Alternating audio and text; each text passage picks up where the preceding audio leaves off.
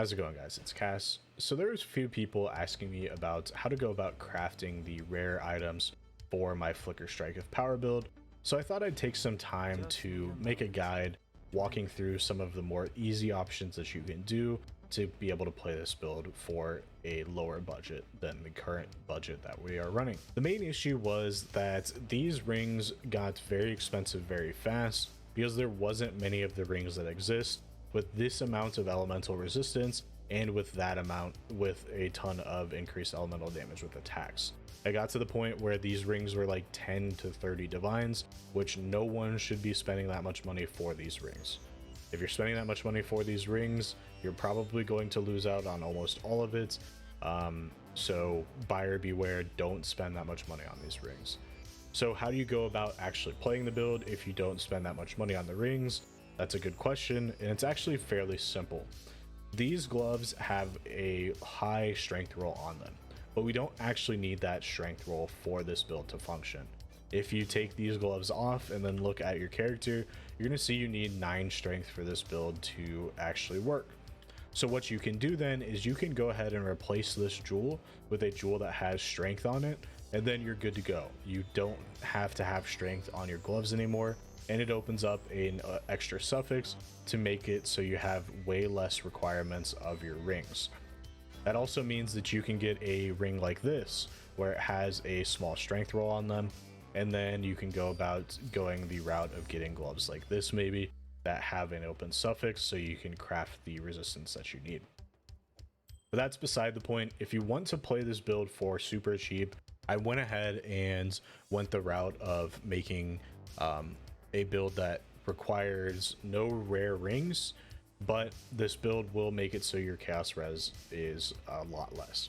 So what you can do is you can use 2 tamings, and as long as the elemental resistance rolls is the mid tier or higher, you're good to go on the amount of elemental resistance that you need when using these tamings. The main thing is we are again using a jewel that has strength on it, and then we are using tamings with the elemental modifiers catalyst.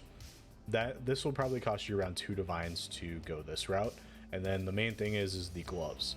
For these gloves, you're going to look for gloves that have armor and evasion, and you're going to look for gloves that have fractured chaos res. So I have them pulled up here. The search is this search here. Just make sure you have armor and evasion ticked, and then you have fractured chaos res, and the item category is gloves, and that'll pull up every single armor evasion base that has fractured chaos res. You're probably going to spend like 100 C for them. Then from that point on, you're going to use the lightning resistance essences until you get an open suffix with no life prefixes. Once you get that, you're going to craft on the hybrid chaos roll. It doesn't really matter which one that you do, just make sure you're checking your specific character if your elemental resistance rolls are different on like your Relic Hesh's Impatience or your IF Malice. And then from that point, you should just be able to play the build with fairly minimal investment and fairly minimal effort on the crafting side.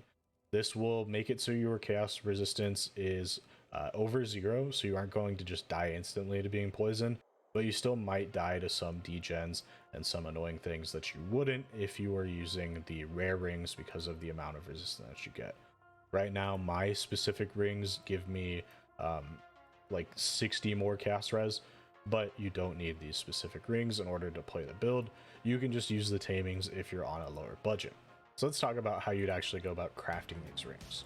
First things first, if you are on a budget, just use tamings. It'll be much cheaper, you don't have to really worry about it.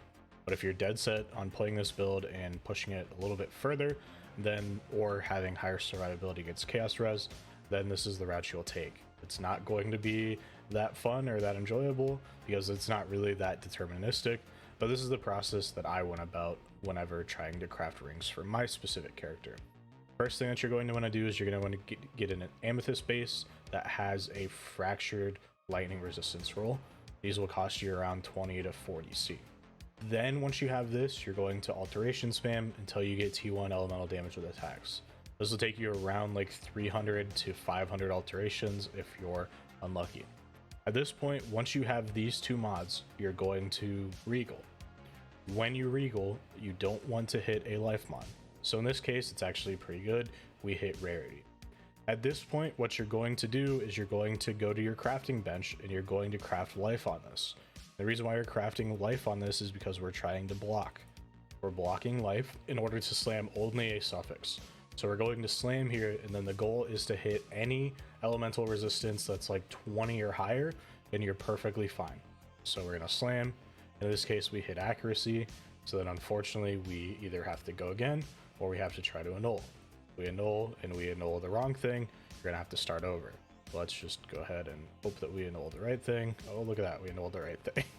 So then you're going to slam again, and then see in this case, you have a very, very good ring. So this is supposed to be a crafted mod, so you just remove the crafted mod. And then at this point you craft hybrid, and this ring's probably better than the ring that I have currently. And that's the process that you would go about if you're trying to craft it using metacrafting. The only other potential option would be to use Reforge attacks. This is a lot more random, and for 99% of people, I was just doing the metamod route.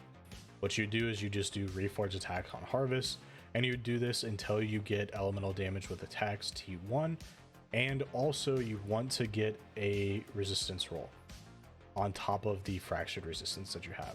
So this is going to be significantly harder to get, and it's going to cost more, but if someone had access to a lot more harvest juice than general currency, maybe this route would work for you. It took me a round of divine to get a decent roll, but not even something as good as what you can do with metacrafting.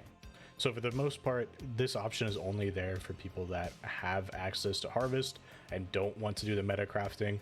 But realistically, if you're in that situation where you have a lot of currency and you don't want to do metacrafting, just buy the gear outright or just go with tamings. I hope this video helped you guys. If you have any more questions about crafting or the build in general, feel free to leave a comment below. Have a good one.